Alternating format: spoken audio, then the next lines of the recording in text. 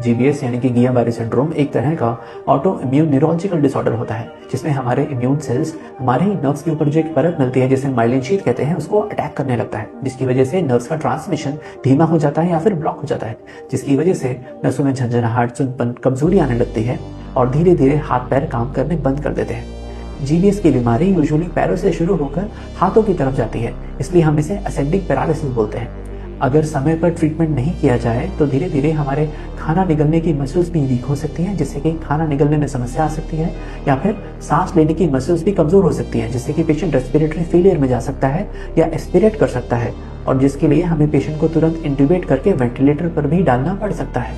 GBS की ये बीमारी यूजुअली डायरियल इलनेस के बाद या फिर इन्फ्लुएंजा या फिर डेंगू बुखार के बाद भी देखने को मिल सकती है, या कभी कभी वैक्सीन देने के बाद भी जीबीएस हो सकता है।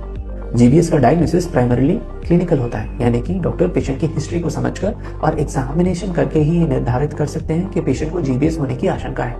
नर्व कंडक्शन टेस्ट के थ्रू जीबीएस का कंफर्मेशन हो जाता है। इसके अलावा हम सीएसएफ का एनालिसिस करके इन्फेक्शन भी रूल आउट करते हैं ट्रीटमेंट को स्टार्ट करने से पहले। जीबीएस के ट्रीटमेंट के तौर पर हम यूजुअली प्लाज्माफेरेसिस या फिर आईवीआईजी यूज करते हैं। आईवीआईजी का 5 दिन का कोर्स होता है और प्लाज्माफेरेसिस की 5 साइकिल होती हैं, जो हर ऑल्टरनेट डे में पेशेंट को दी जाती है।